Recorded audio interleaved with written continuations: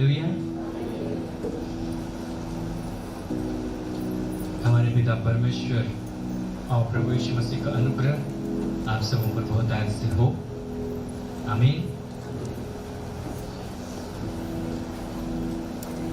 आज जो Bible study होगा वो आपके लिए बहुत महत्वपूर्ण सिद्ध होगा, क्योंकि हम लोग एक ऐसे विषय पर सीखेंगे जिसके द्वारा हम परमेश्वर के काम को इस पृथ्वी पर और अपने जीवन में पूरा होते हुए देखेंगे। हम लोग जब यीशु मसीह पर विश्वास करते हैं, हम लोग कई बार चाहते हैं हमारे जीवन में काम हो, परमेश्वर का काम प्रकट हो, हमारे जीवन से शैतान के काम नष्ट हो जाए। हम लोग चाहते हैं कि हम परमेश्वर के लिए इस्तेमाल किए जा सके, अपने जीवन को ऐसा जिए कि हम विजयी जीवन जी सके। लेकिन इसके पीछे कई रहस्य हैं जो परमेश्वर चाहता है कि हम उसको समझ जाएं और जान जाएं, क्योंकि हम कई बातों को जानते हैं, उसके द्वारा हमारा विश्वास प्रभावशाली सिद्ध होता है। हम लोग एक पद निकालेंगे, फिलेमोन की पत्री, फिलेमोन के नाम पौलुस प्रेरित की पत्री, और उसका पहला अध्याय, एक ही अध्याय है, और उसके पद 6। फिलेमोन के नाम प्रेरित पौलुस की पत्री, उसका 6वां पद हम लोग पढ़ेंगे। वहां पर प्रेरित पौलुस फिलेमोन के लिए एक प्रार्थना करते हैं और ये बताते भी हैं कि वो क्या प्रार्थना करें, और उस प्रार्थना को लिख करके भी भेजते हैं, और ये प्रार्थना हमारे लिए भी है। और इस प्रार्थना में कुछ भेद की बातें, कुछ रहस्य की बातें हैं। परमेश्वर चाहता है कि हम उन बातों को जान जाएं, जानने के लिए ही प्रार्थना है। पहला अध्याय उसके 6 पद यहाँ लिखता है, मैं प्रार्थना करता हूं कि विश्वास में तेरा सहभागी होना तुम्हारी सारी भलाई की पहचान में मसीह के लिए प्रभावशाली हो। फिलेमोन के लिए पौलुस लिखता है कि विश्वास में तेरा सहभागी होना, अर्थात जब तुमने यीशु मसीह पर विश्वास किया है, यीशु मसीह के विश्वास में शामिल हुए हो, और तुम अपने विश्वास को काम में लाते हो अपने व्यक्तिगत जीवन या व्यवहारिक जीवन में उन्नति पाने के लिए, तो तुम्हारा विश्वास में सहभागी होना तुम्हारी सारी भलाई की पहचान में, सारी भलाई की पहचान में, अर्थात यहां पर लिखा है सारी भलाई की पहचान में मसीह के लिए प्रभावशाली हो। यहां का जो अनुवाद है वो स्पष्ट नहीं है। जब हम लोग इसको इंग्लिश में पढ़ते हैं तो उसमें लिखा है कि मैं प्रार्थना करता हूं कि तुम्हारे विश्वास की सहभागिता, इंग्लिश में ऐसा लिखता है, that the communication of thy faith may become effectual by acknowledging every good thing which is in you in Christ Jesus. Communication of thy faith मतलब तुम्हारे विश्वास को काम में लाना या विश्वास में सहभागी होना, may become effectual, प्रभावशाली हो। कैसे? By acknowledging every good thing which is in you, उस प्रत्येक भली वस्तु के ज्ञान के द्वारा जो तुम में है, तुम्हारा विश्वास प्रभावशाली।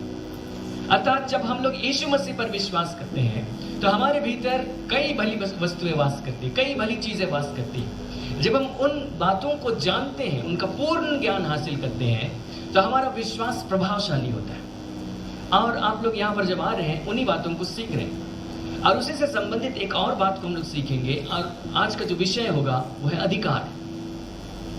जब हम लोग परमेश्वर पर दृष्टि करें कि परमेश्वर कौन है, क्या है, तो हम लोग कुलुसियों की पत्री में पढ़कर देख सकते हैं, उसके पहले अध्याय और उसके पद 15 से।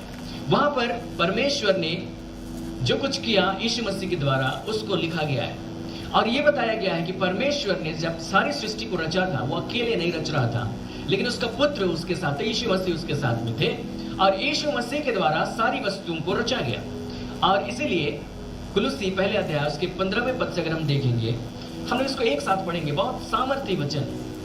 कुलुसी उसका पहला अध्याय और उसके पद 15 से हम लोग आगे पढ़ेंगे, कम से कम 16 पद तक। सबको मिल गया? एक साथ पढ़ेंगे, 1 2 3। वह तो अदृश्य परमेश्वर का प्रतिरूप और सारी सृष्टि में पहलौठा है, क्योंकि उसी में सारी वस्तुओं की सृष्टि हुई, स्वर्ग की हो अथवा पृथ्वी की, देखी या अनदेखी, क्या सिंहासन, क्या प्रभुताएं, क्या प्रधानताएं, क्या अधिकार, सारी वस्तुएं उसी के द्वारा और उसी के लिए सृजी गई है। यीशु मसीह परमेश्वर का प्रतिरूप है, सारी सृष्टि में पहलौठा है, और उसी में यीशु मसीह में सारी वस्तुओं की सृष्टि हुई, चाहे स्वर्ग की वस्तुएं हो, चाहे पृथ्वी की वस्तुएं हो, क्या दिखाई देने वाली वस्तुएं हो, क्या अनदेखी वस्तुएं हो, क्या सिंहासन, क्या प्रभुताएं, क्या अधिकार। जो भी सिंहासन, प्रभुताएं, अधिकार की बातें, वो सब यीशु मसीह में और यीशु मसीह के लिए सृजी गई है। अर्थात जितने भी अधिकार की बातें पाई जाती है वो सब परमेश्वर के ठहराए हुए हैं। हम लोग इसको और थोड़ा जानने के लिए रोमियो की पत्री में से देखेंगे। रोमियो की पत्री अध्याय 13 और उसके पद 1 से 1 और 2 को हम देखते हैं। यहां पर लिखा है, हर एक व्यक्ति शासकीय अधिकारियों के अधीन रहे, क्योंकि कोई अधिकार ऐसा नहीं जो परमेश्वर की ओर से न हो, और जो अधिकार हैं वे परमेश्वर के ठहराए हुए हैं। इसलिए जो कोई अधिकार का विरोध करता है वह परमेश्वर की विधि का सामना करता है, और सामना करने वाले दंड पाएंगे। प्रत्येक व्यक्ति शासकीय अधिकारियों का आदर करे, उनके अधीन रहे। उस समय तो राजतंत्र था, कैसर उनका राजा हुआ करता था और दूसरे लोग उनके राजा हुआ करते थे। तो जो भी राजा है, पौलुस इस बात को बता रहा है, तो राजा का जो पद है या जो उसका अधिकार है वो परमेश्वर की ओर से ठहराया हुआ है। और अभी के समय राजा नहीं पाए जाते, अभी तो प्रजातंत्र है। अभी हम लोग वोट देकर अपना प्रतिनिधि चुनते हैं, या जिसको हम लोग वोट देकर नहीं भी चुनते हैं उसको प्रशासन हमारे ऊपर अधिकारी ठहराता है। तो जितने भी अधिकार के पद हैं सब परमेश्वर की ओर से ठहराए हुए हैं, और परमेश्वर ने उनको ठहराया है। और इसीलिए परमेश्वर चाहता है कि हम उस अधिकार के पद का आदर करें, उसमें बैठे हुए लोगों की अधीनता को स्वीकार करें, क्योंकि जो पद है वो परमेश्वर की ओर से ठहराए गए।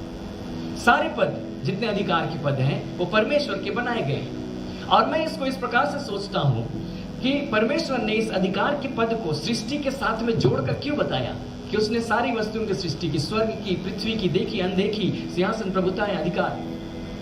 तो मैं ये समझता हूं परमेश्वर ने इन बातों को इसीलिए उसी समय सृष्टि कर में शामिल कर दिया, ताकि एक दिन जब पतन हो जाए पृथ्वी पर तो उसी अधिकार के द्वारा उस सब लोगों को छुटकारा दिलाए।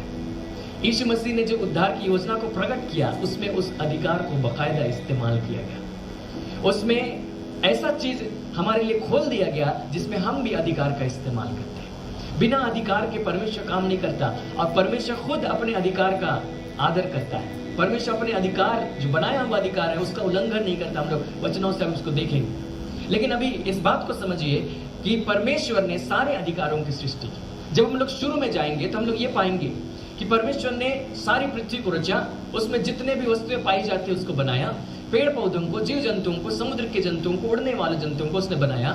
फिर अंत में उसने मनुष्य को बनाया, उसने आदम को बनाया, हवा को बनाया, और उसने उनको सारी पृथ्वी के ऊपर में अधिकार दिया। हम लोग उसको पढ़ करके देख सकते हैं। उत्पत्ति की पुस्तक अध्याय 1 और उसके पद 26 और 27। उत्पत्ति की पुस्तक अध्याय 1 और उसका पद 26 और 27। आप लोग इस पद से परिचित होंगे। यहाँ पर जो लिखा है वो आदम को दिया गया था। हम लोग इसको एक साथ पढ़ेंगे, बड़ा आशीषित वचन है। फिर परमेश्वर ने कहा, हम मनुष्य को अपने स्वरूप के अनुसार अपनी समानता में बनाएं, और वे समुद्र की मछलियों और आकाश के पक्षियों और घरेलू पशुओं और सारी पृथ्वी पर और सब रेंगने वाले जंतुओं पर जो पृथ्वी पर रेंगते हैं अधिकार रखें। तब परमेश्वर ने मनुष्य को अपने स्वरूप के अनुसार उत्पन्न किया, अपने ही स्वरूप के अनुसार परमेश्वर ने उसको उत्पन्न किया, नर और नारी करके उसने मनुष्यों की सृष्टि की। वहां पर लिखा है कि आओ हम मनुष्य को अपने समानता और स्वरूप में बनाएं। और जब उसने बनाया तो कैसा बनाया? ऐसा बनाया कि वो दूसरों के ऊपर अधिकार रख सके। परमेश्वर खुद अधिकार रखता है।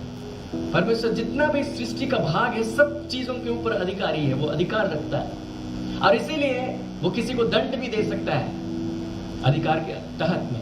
लेकिन उसने कहा कि आओ हम मनुष्य को अपने समानता और स्वरूप में बनाएं, हम एक ऐसा व्यक्ति बनाएं जो दूसरों पर अधिकार रख सके। सो उसने मनुष्य को बनाया, आदम और हवा करके, नर और नारी करके उसने मनुष्यों को बनाया, और उसने उनको अधिकार दिया और कहा कि ये लोग समुद्र की मछलियों, आकाश के पक्षियों, घरेलू पशुओं, रहने वाले और जितने जंतु सब पर अधिकार रखे। अब पृथ्वी पर क्या था? पृथ्वी पर तो यही सब था। अर्थात कुल मिलाकर सारी पृथ्वी पर आदम का अधिकार आ गया, मनुष्य का अधिकार आ गया। परमेश्वर ने उसको इसीलिए बनाया कि सारी पृथ्वी के ऊपर जो कुछ भी पाए जाते हैं जीवित वस्तुएं, उन पर अधिकारी हो जाएं। और वे लोग बकायदा अधिकारी हो गए परमेश्वर के इस वचन के अनुसार। और शैतान भी इस बात को जानता था, वो तो इस ताक में था कि परमेश्वर की बनाई हुई सृष्टि वो पतित करे, उसको गिराए। और इसलिए उसने देखा कि सबसे बढ़कर कौन है इस सृष्टि में। उसने देखा आदम है। अधिकार किसके पास में है? आदम के पास में। सो अगर आदम के हाथ से अधिकार छीन लिया जाए या उसको उससे वंचित कर दिया जाए तो मैं इस सृष्टि में कब्जा कर सकता हूं। इसलिए हम लोग ये नहीं देखते हैं कि शैतान सिंह के अंदर में घुस गया और जाकर आदम को फाड़ खाया। ऐसा तो नहीं हुआ, है ना? शैतान ये भी तो कर सकता था। जब यीशु मसीह ने दुष्ट आत्मा निकाला, वो सुअरों में घुस करके आत्महत्या कर सकते हैं, तो फिर वो सिंह के अंदर भी घुस सकता था और जाकर आदम को फाड़ खाता। लेकिन सिंह के अंदर घुस के आदम के पास नहीं आ सकता था, क्योंकि आदम का अधिकार सिंह के ऊपर था। इसलिए जरूरी था कि आदम को गिराया जाए। तो हो सकता है कि आदम डायरेक्टली ना सुने, अपनी पत्नी की तो सुनेगा, तो पत्नी के मार्फत आ जाए, क्योंकि पति और पत्नी को भी एक दूसरे पर अधिकार है। तब शैतान ने वहां पर चाल चली, उसने हवा के द्वारा उसको बहकाया और उसको पाप में गिराया। और पाप में गिराने की वजह से क्या हो गया? आदम को जो अधिकार दिया गया था और जिस रूप में उसको शुरू में इस्तेमाल कर सकता था, वो रूप नहीं रह गया। आदम ने वो रूप खो दिया।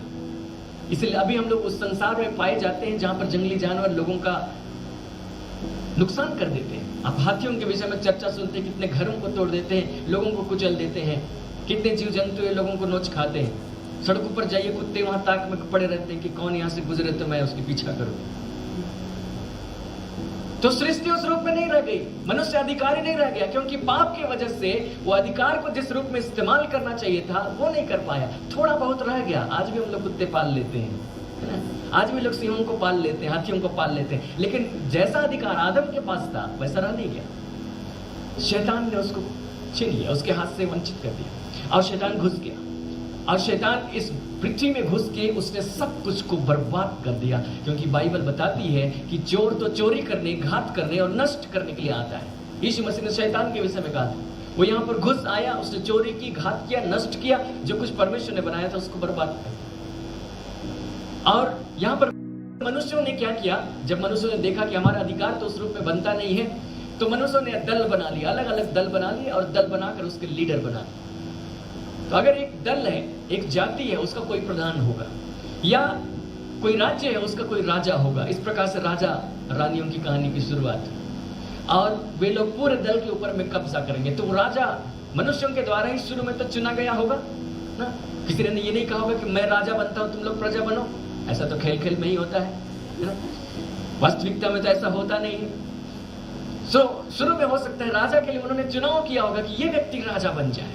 उसके बाद में राजा के खानदान में जो लोग उत्पन्न होने लगे वे लोग राजा बनने लगे। और जब राजा बनने लगे तो बाकी जो उसकी प्रजा है वो उसके अधीनता में है। लेकिन परमेश्वर क्या कह रहा है कि ये जो राजा के शासकीय पद हैं वो भी परमेश्वर की ओर से ठहराए हुए। चाहे मनुष्य उसको किसी रूप में देखे, राजा के रूप में देखे, मंत्री के रूप में देखे, मुख्यमंत्री राष्ट्रपति के रूप में देखे, या फिर और भी दूसरे अधिकारी जो पृथ्वी पर पाए जाते हैं उनके रूप में देखे, सारे पद और अधिकार परमेश्वर के ठहराए हुए। परमेश्वर की तरफ से उसको समर्थन है कि हाँ ये अधिकार का पद है, उसको मेरी तरफ से समर्थन है। अब तब शैतान जो इस पृथ्वी पर घुस गया था उसने क्या किया? वो तो सारे मनुष्यों के मनों में काम करने लगा, क्योंकि बाइबल कहती है कि शैतान आज भी आज्ञा न मानने वालों में, अर्थात जो अविश्वासी लोग हैं उनके भीतर में काम करता है। इफिसियों की पत्री और उसके दूसरे अध्याय और उसके दूसरे पद को अगर आप देखेंगे तो वहां पर लिखा है, जिनमें तुम पहले इस संसार की रीति पर और आकाश के अधिकार के हाकिम अर्थात उस आत्मा के अनुसार चलते थे जो अब भी आज्ञा न मानने वालों में कार्य करता है। उसने कहा कि उस आत्मा के अनुसार चलते थे, अधिकार के हाकिम अर्थात उस आत्मा के अनुसार जो अब भी आज्ञा न मानने वालों में काम। अविश्वासियों के भीतर में दुष्ट आत्मा किसी न किसी रूप में काम करता। दुष्ट आत्मा है उसका मतलब ये नहीं है कि वो लोग पागल ही हो जाएंगे, इसका मतलब ये नहीं है कि लोग कपड़े नहीं पहनेंगे, दाढ़ी नहीं कटाएंगे, बहुत उटपटांग हरकत करेंगे। उसका मतलब ये है कि वे ऐसी दिशा में जाएंगे जिधर यीशु मसीह नहीं है और शैतान का जो उद्देश्य है वो पूरा हो। तो शैतान जब ऐसा कर सकता है तो जो भी राजाओं के पद थे, जो अधिकारियों के पद थे, आखिर वहां भी तो कोई मनुष्य ही बैठा होगा, तो उसके मन में भी तो काम कर सकता है। तो उनके द्वारा भी वो इस पृथ्वी पर राज्य करना शुरू किया। उसने कई ऐसी सारी विधियों को, नियमों को, ऐसे बहुत सारी परंपराओं को और नियम कानूनों को बनवाया राजाओं के द्वारा, जो इस पृथ्वी पर अनर्थ की बातें पाई जाती। और कई जो आत्मिक रूप से लीडर कहलाए लोगों के बीच में, उसने उनको भी इस्तेमाल किया ताकि वे भी लोग परमेश्वर की तरफ ना आ सके, इसलिए कोई दूसरा रास्ता उनके द्वारा दिखाया। हम लोग उनको धर्मों के रूप में जानते हैं। शैतान कई तरीके से काम करता है, लेकिन हम लोग इस बात को जानते हैं कि हमारा परमेश्वर उससे कहीं अधिक महान है और उसने इससे छुटकारे के लिए उपाय किया।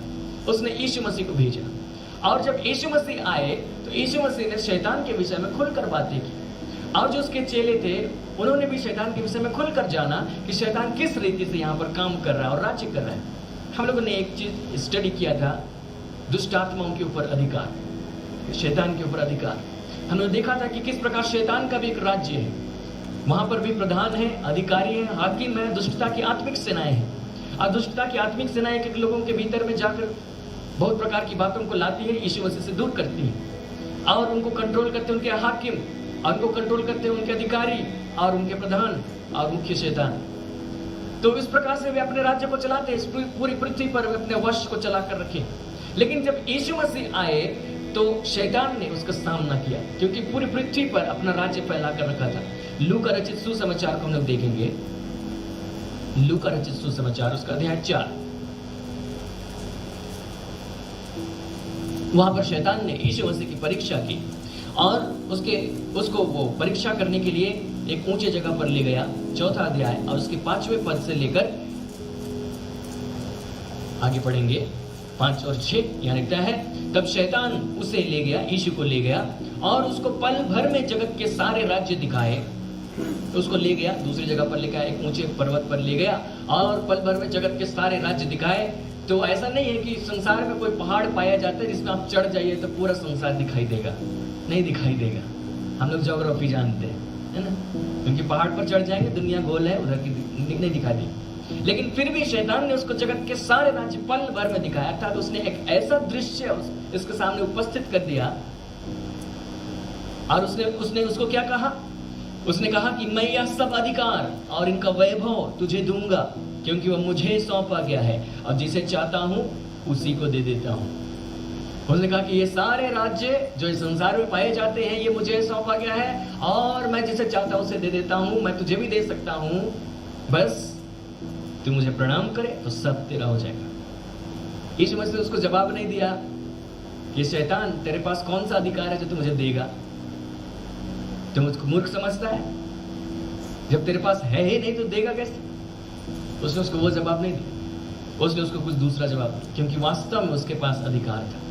शैतान ने वो अधिकार आदम के हाथ से हासिल किया था और यीशु मसीह ने शैतान के लिए एक नाम भी दिया। उस नाम को हम लोग पढ़कर देखते हैं। यूहन्ना का सुसमाचार अध्याय 14, यूहन्ना का सुसमाचार अध्याय 14 और उसके 30 पद 30।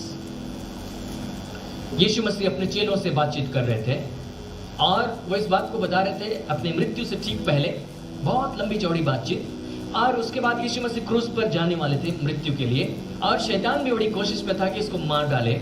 इसीलिए यीशु मसीह कह रहे हैं, मैं अब तुम्हारे साथ और बहुत बातें ना करूंगा, क्योंकि इस संसार का सरदार आता है, मुझ पर उसका कोई अधिकार नहीं। इस संसार का सरदार आता है, अर्थात इस संसार में एक सरदार है। और उस समय तो सारे संसार में कोई दूसरा सरदार नहीं था।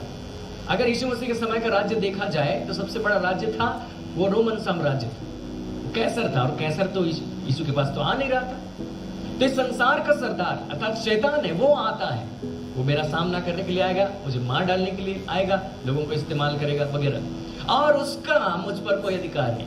भले ही उसको संसार पर अधिकार होगा, भले ही वो संसार का अधिकारी होगा, सरदार होगा, लेकिन मुझ पर उसका कोई अधिकार नहीं। और इसीलिए उसने कहा वो संसार का सरदार है। तो हम ये नहीं कह सकते कि वास्तव में शैतान के पास कोई अधिकार नहीं था, लेकिन उसको वास्तव में अधिकार था। यीशु मसीह ने भी कहा कि वो संसार का सरदार है। तो जब शैतान कह रहा था कि संसार का सारा राज्य वैभव मेरे हाथ में है, झूठ नहीं बोल रहा, वास्तव में संसार का सरदार है। बाद में प्रेरित पौलुस ने एक और नाम उस शैतान को दिया और उसको हम लोग 2 कोरिन्थ अध्याय 4 और पद 4 में पढ़कर देख सकते हैं। 2 कोरिन्थ अध्याय 4 और उसके पद 4, वहां पे बहुत सारी बातें हैं, पर हम लोग उसको बस उसका नाम देखने के लिए हम पढ़ रहे हैं। देखते हैं, और उन अविश्वासियों के लिए जिनकी बुद्धि इस संसार के ईश्वर ने अंधी कर दी है, ताकि मसीह जो परमेश्वर का प्रतिरूप है उसके तेज में सुसमाचार का प्रकाश उन पर ना चमके। संसार का ईश्वर, यीशु मसीह ने कहा संसार का सरदार, प्रेरित पौलुस ने उसको एक और नाम दिया, संसार का ईश्वर, जो अविश्वासियों की बुद्धि को और भी अंधा करता है, उनको यीशु मसीह से दूर करने के लिए उनको और भी कठोर करता है। वास्तव में हम इन वचनों को इसलिए देख रहे हैं ताकि हम समझ पाए कि जो संसार है उसमें किस प्रकार का राज्य चल रहा है, किस प्रकार का अधिकार चल रहा है। क्योंकि जब हम इसकी बारीकी को समझेंगे नहीं तो अपने अधिकार को भी काम में नहीं ला सकेंगे, परमेश्वर के काम को भी हम ठीक से नहीं कर पाएंगे। यीशु मसीह इसको भली भांति समझते थे, वो भली भांति समझते थे कि मैं शैतान के अधिकार में आता नहीं हूँ। आपको भी भली भांति समझ जाना चाहिए आप शैतान के अधिकार में नहीं आते हैं, क्योंकि आप यीशु मसीह के हैं। यूहन्ना ने उसको इस प्रकार से कहा, पहला यूहन्ना 5:19 में, कि हम जानते हैं कि हम परमेश्वर से हैं, हम अर्थात हम विश्वास करने वाले, परंतु सारा संसार उस दुष्ट के वश में पड़ा हुआ है। तो हम लोगों पर शैतान का कोई अधिकार नहीं। हम लोगों ने पिछली बार देखा, उल्टे हम लोगों को शैतान के ऊपर अधिकार है, और शैतान बाकी पृथ्वी पर अपना जाल फैलाया हुआ, अपना काम किए हुए है, और खास तौर से वो उन लोगों को भी इस्तेमाल कर रहे हैं जो अधिकार के पद में पाए जाते हैं। उसके अलावा अधिकार के बहुत सारे पद हैं, जैसे जो शासकीय अधिकारी हैं वो तो है ही, लेकिन अगर हम लोग परिवार में देखेंगे वहां पे भी अधिकार के पद हैं।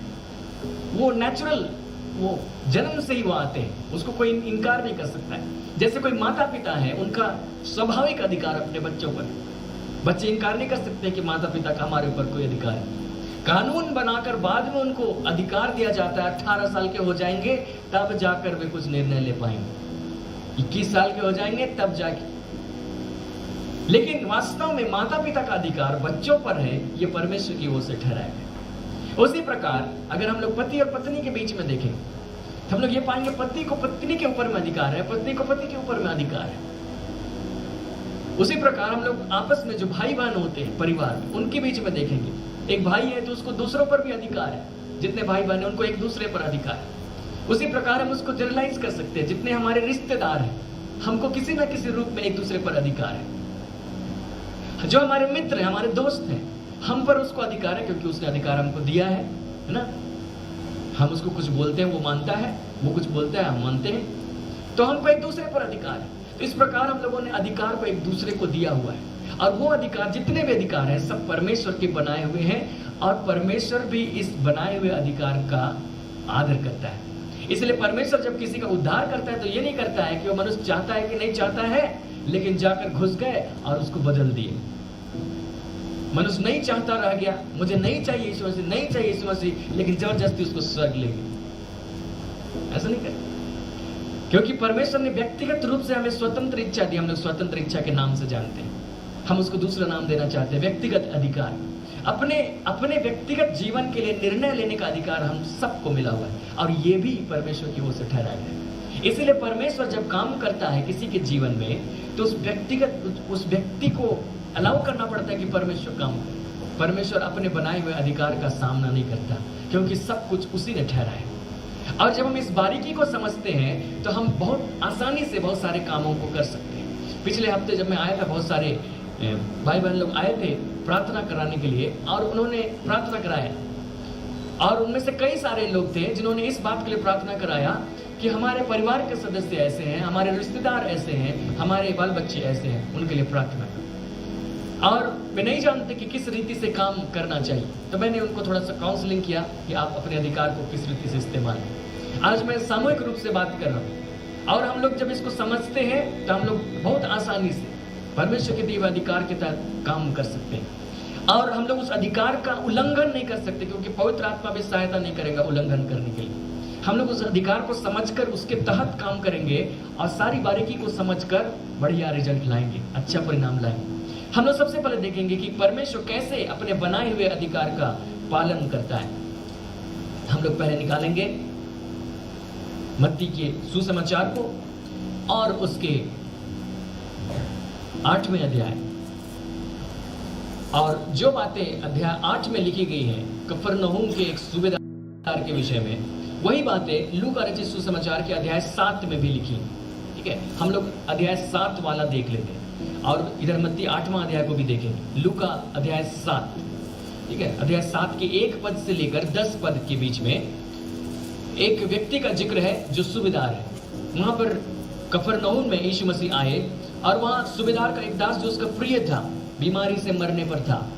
यीशु की चर्चा सुनकर यहूदियों के कई पुरनियों को उसने यह विनती करने के लिए उसके पास भेजा कि आकर मेरे दास को चंगा कर। वो यीशु के पास आए और उसे विनती करके कहने लगे, वह इस योग्य है कि तू उसके लिए यह करे, क्योंकि वह हमारी जाति से प्रेम रखता है और उसी ने हमारे आराधनालय को बनवाया।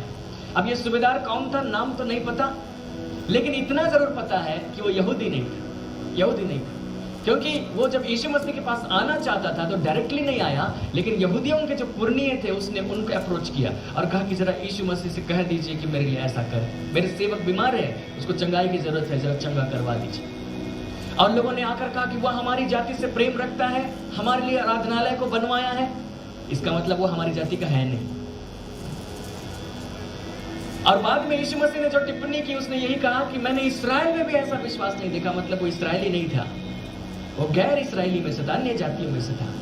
सो वो यीशु मसीह के पास में आया और यीशु मसीह को रिक्वेस्ट किया गया कि वो उसके सेवक को चंगा करे। यीशु मसीह ने कह दिया कि मैं आकर के उसको चंगा करूंगा।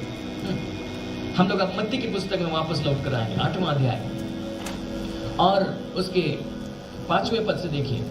जब वो कफरनहूम में आया तो एक सूबेदार ने उसके पास आकर उससे विनती की, हे प्रभु, मेरा सेवक घर में लकवा रोग से बहुत दुखी पड़ा है। उसने उससे कहा, मैं आकर उसे चंगा करूंगा। यीशु मसीह ने कहा कि मैं आऊंगा, उसे चंगा करूंगा। अब देखिए, बहुत मजेदार बात है। ये जो सूबेदार है वो अन्य जाति में से है, लेकिन जब वो आकर के यीशु मसीह से निवेदन करता है कि मेरा सेवक बीमार है, उसको चंगाई की जरूरत है, जरा चंगा कर दे, यीशु मसीह कहते कि मैं आऊंगा चंगा करने के लिए। लेकिन उसी जगह एक दूसरी स्त्री है, वो भी अन्य जाति की है। मत्ती की पुस्तक में उसका जिक्र है, अध्याय 15, और वहां पर उसके विषय में लिखा है, अध्याय 15 और उसके 21 और 21 से आगे हम पढ़ रहे हैं। वहां से निकलकर यीशु वहां से निकलकर सूर और सैदा के प्रदेश की ओर चला गया। उस प्रदेश से एक कनानी स्त्री निकली और चिल्लाकर कहने लगी, हे प्रभु, दाऊद की संतान, मुझ पर दया कर। अब यहाँ पर भी एक ऐसी स्त्री है जो इस्राएली नहीं है, यहूदी नहीं है, वो कनानी स्त्री है और उसकी भी बेटी बीमार है, दुष्टात्माग्रस्त है और उसको भी सहायता की जरूरत है। वो भी यीशु के पास आती है निवेदन करने के लिए, जरा मेरी बेटी पर दया कर। एक तरफ से एक स्त्री आ रही है जो यहूदी नहीं है, वो आकर निवेदन कर रही है। दूसरी तरफ से एक व्यक्ति आता है जो यहूदी नहीं है, सूबेदार है, वो आकर यीशु से निवेदन करता है। अब यीशु मसीह दोनों को अलग अलग जवाब देते हैं। रोमी सूबेदार को कहते हैं कि मैं आकर के उसे चंगा करूंगा, लेकिन इस स्त्री को क्या जवाब देते हैं? उसने स्त्री से कहा, उसने उत्तर दिया 24 पर, इस्राएल के घराने की खोई हुई भेड़ों को छोड़ मैं किसी के पास नहीं भेजा गया। और 26 पद में उसने उसको उत्तर दिया, लड़कों की रोटी लेकर कुत्तों के आगे डालना अच्छा नहीं। यीशु मसीह ने ऐसा क्यों किया? उस स्त्री से उसको क्या दुश्मनी थी, है ना? वो अन्य जाति से थी, यीशु मसीह ये बता रहे हैं। और ये कह रहे कि लड़कों की रोटी, अर्थात पहले यहूदियों को मौका मिलेगा, तब बाद में अन्य जातियों का समय आएगा, उसका अवसर आएगा। लेकिन ऐसा ही जवाब उसको रोमी सूबेदार को भी दे देना चाहिए था। ठीक है, लेकिन तब अभी पहले लड़कों को तृप्त होने दे, बाद में चूर चार बचेगा, उसको दिया जाएगा। तो उसने दोनों को अलग अलग जवाब क्यों दिया, जबकि दोनों ही गैर यहूदी में से? वो इसलिए क्योंकि ये वाकई में अन्य जाति में से थी और उसका यीशु पर कोई अधिकार नहीं बनता था। लेकिन ये जो सूबेदार था वो शासकीय पद पर था, वो सूबेदार था, और इसीलिए वो किसी न किसी रूप में, मानवीय रूप में यीशु के ऊपर अधिकार रखता था। तो वो जब रिक्वेस्ट लेकर आया तो यीशु मसीह उसको मना नहीं कर पाया, जबकि वो अन्य जाति में से। उसने कहा कि मैं आकर चंगा कर, क्योंकि ऊंचे पद का अधिकारी उसे कह रहा है। सारे अधिकार परमेश्वर की ओर से ठहराए हुए। ये सूबेदार का जो पद था वो भी परमेश्वर की ओर से अप्रूव था, ठहराया गया। सो यीशु मसीह ने उस पद का सामना नहीं किया। उसने कहा कि मैं जैसा वो कह रहा है वैसा करूँ। तो परमेश्वर अपने बनाए हुए अधिकार का पालन करता है, उसी के तहत वो काम करता है। तो हम लोगों को भी उसको समझना पड़ेगा। दूसरा उदाहरण हम लोग देखेंगे, हम लोग मत्ती की पुस्तक में ही देखेंगे, अध्याय 3। हम लोग वहां पर यूहन्ना बपतिस्मा देने वाले को देखते हैं और वो इस बात का प्रचार कर रहा था कि मैं तो तुम्हें पानी से मन फिराव का बपतिस्मा देता हूं, पर मेरे बाद जो आने वाला है वह मुझसे शक्तिशाली है, मैं उसकी जूती उठाने के योग्य भी नहीं हूं, वह तुम्हें पवित्र आत्मा और आग से बपतिस्मा देगा। फिर यीशु मसीह उसके पास वो बपतिस्मा लेने के लिए चले आया, तो यूहन्ना उसको रोकने लगा और कहने लगा कि मुझे तो तेरे हाथ से बपतिस्मा लेने की आवश्यकता है, तो मेरे पास क्यों आया है? यीशु ने उसको उत्तर दिया, अब तो ऐसा ही होने दे, क्योंकि हमें इसी रीति से सब धार्मिकता को पूरा करना उचित है। और तब उसने यीशु को बपतिस्मा दिया। दो व्यक्ति खड़े हैं, एक तरफ है यूहन्ना बपतिस्मा देने वाला, एक तरफ है यीशु मसीह। दोनों के काम तुलना किया गया। उसने कहा मैं तो पानी से, फिर यीशु मसीह उसके बारे में तो वो तो पवित्र आत्मा और आग से। दोनों में बेहतर कौन है? भाई यीशु मसीह कही। उसने कहा कि मैं अच्छा यूहन्ना कौन है? यूहन्ना वो व्यक्ति है जो परमेश्वर का सेवक है, जो परमेश्वर के द्वारा ठहराया गया है। यीशु मसीह कौन है? यीशु मसीह स्वयं परमेश्वर है। दोनों की तुलना की जाए तो यूहन्ना बपतिस्मा देने वाला यीशु के सामने कहीं नहीं ठहरता है, और इसलिए यीशु वो कह रहा है कि मुझे तेरे हाथ से बपतिस्मा लेने की जरूरत है, मुझे पवित्र आत्मा और आग का बपतिस्मा चाहिए। यीशु ने कहा कि नहीं, मुझे पानी का बपतिस्मा चाहिए। क्यों? दोनों में से कौन बड़ा है? यीशु मसीह और इधर यूहन्ना बपतिस्मा दे रहे। लेकिन फिर भी उसने कहा कि इसी रीति से धार्मिकता को पूरा करना उचित है। जानते इसका अर्थ क्या है? उसका अर्थ यह है कि यूहन्ना को जो अधिकार दिया गया था वो भी परमेश्वर की ओर से दिया गया था। परमेश्वर ने यूहन्ना को अधिकार दिया था कि वो बपतिस्मा दे, और बपतिस्मा देने के द्वारा मसीह को पूरे इजराइल में प्रकट करे। हम लोग इसको यूहन्ना के सुसमाचार में पढ़कर देख सकते हैं। यूहन्ना का सुसमाचार, उसका पहला अध्याय और उसकी 31 यहाँ पे लिखा, मैं तो उसे पहचानता ना था, परंतु इसीलिए मैं जल से बपतिस्मा देता हुआ आया कि वह इजराइल पर प्रकट हो जाए। यूहन्ना को यह अधिकार परमेश्वर की ओर से दिया था, उसने उसको बताया था। 33 देखिए, मैं तो उसे पहचानता नहीं था, परंतु जिसने मुझे जल से बपतिस्मा देने को भेजा उसी ने मुझसे कहा, जिस पर तू आत्मा को उतरते और ठहरते देखे वही पवित्र आत्मा से बपतिस्मा देने वाला है। सो यूहन्ना को वो अधिकार परमेश्वर की ओर से मिला था, भले ही उसका काम छोटा था, भले ही उसका पद छोटा था। यीशु मसीह क्या बोले थे? जो परमेश्वर के राज्य में छोटे से छोटा है वो यूहन्ना बपतिस्मा देने वाले से भी बड़ा है, और यीशु मसीह तो परमेश्वर के राज्य का राजा है, तो यूहन्ना से कितना बड़ा है। लेकिन जो अधिकार ठहराया गया था यूहन्ना के लिए, उसने कहा कि मुझे इस अधिकार की अधीनता में आना अवश्य है धार्मिकता को पूरा करने के लिए। तब उसने उस धार्मिकता को पूरा करने के लिए, जबकि वो यूहन्ना से श्रेष्ठ था व्यक्तिगत रूप से, फिर भी उसने उसके सामने झुका। तो परमेश्वर जब कोई अधिकार को बनाता है, कोई पद को बनाता है, तो वो उस पद का आदर करता है, यहां तक कि यीशु मसीह खुद उस पद के सामने झुके, यूहन्ना के सामने झुके। उसने उसकी अधीनता को स्वीकार किया, एक तरीके से हम कह सकते। सो परमेश्वर अधिकार को बनाया और अधिकार को पालन करता है, और ऐसा ही वो चाहता है कि हम में से एक जन करें। लेकिन शैतान को हमने देखा कि उस पृथ्वी पर घुस आया और उसने क्या किया? उलट पुलट काम करना शुरू किया। उसके विषय में कोई अच्छा नाम नहीं दिया, अच्छा काम नहीं बताया गया। उसके विषय में कहा कि वो चोर है, चोरी करने, घात करने, नष्ट करने के लिए आता है। उसने कहा, यीशु मसीह ने कहा कि जो दीवार फांद कर चढ़ जाता है वो चोर है, जो दरवाजे से आता है वो भेड़ों का मालिक है। तो शैतान जो है वो दीवार फांद कर घुस गया इस संसार। दूसरी बात है, इस संसार में अधिकार किसको है? संसार में अधिकार मनुष्यों को दिया गया है। स्वर्ग तो परमेश्वर का है, परंतु पृथ्वी उसने मनुष्यों को दी है। सो पृथ्वी उसने मनुष्यों को दी है। जब तक हमारे पास ये शरीर है, हमको पृथ्वी पर अधिकार है। शैतान के पास हमारे समान कोई शरीर नहीं है, इसलिए उसको पृथ्वी पर अधिकार भी नहीं है। यहां तक कि हम लोग भी अगर मर जाए, हमारी आत्मा इसमें से निकल जाए, तो हमारा अधिकार भी पृथ्वी पर से समाप्त हो जाएगा। जब तक हमारे पास शरीर है, हमको इस पृथ्वी पर अधिकार है। सो यीशु मसीह ने क्या किया? उसने शरीर रूप धारण करके इस पृथ्वी में प्रवेश किया, द्वार से उसने प्रवेश किया, तो उसके पास शरीर या मनुष्य होने का अधिकार भी आ गया, और खुद परमेश्वर था, उस अधिकार को सामर्थ्य रूप से काम में लाने लगा। लेकिन शैतान क्या है? वो चोरी से घुस आया और चोरी से सारे अधिकारों को काम में लाने लगा। उसको वास्तव में उस रीति से कोई अधिकार नहीं। लेकिन जब यीशु मसीह आए तो उसने अपने राज्य को स्थापित करने के लिए, परमेश्वर के काम को स्थापित करने के लिए उसने अपनी मृत्यु को चुना, ताकि उसकी मृत्यु हो जाए और उस पर विश्वास करने वाले लोगों को शैतान के ऊपर में अधिकार मिल जाए।